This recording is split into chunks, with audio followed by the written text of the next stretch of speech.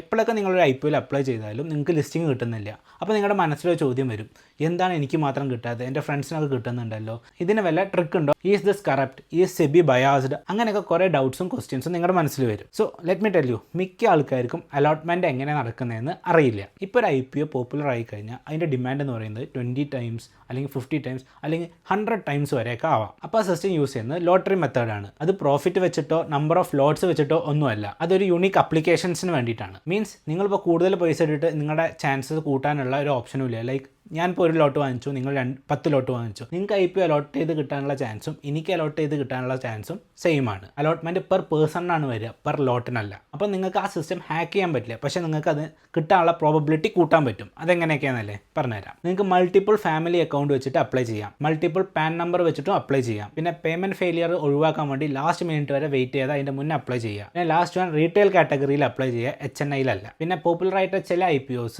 അവരുടെ parent company ഹോൾഡേഴ്സിന് ഒരു preference കൊടുക്കുകയും ചെയ്യാറുണ്ട്. അപ്പോൾ ഇനി അടുത്ത പ്രാവശ്യം IPO അപ്ലൈ ചെയ്തിട്ട് അലോട്ട് ചെയ്തിട്ടില്ലെങ്കിൽ അത് പേഴ്സണലായിട്ട് എടുക്കേണ്ട, ഇറ്റ് ഈസ് റാൻഡം പിക്ക്. അത് ജസ്റ്റ് ഒരു പ്രോബബിലിറ്റിയാണ്. So see you in next video.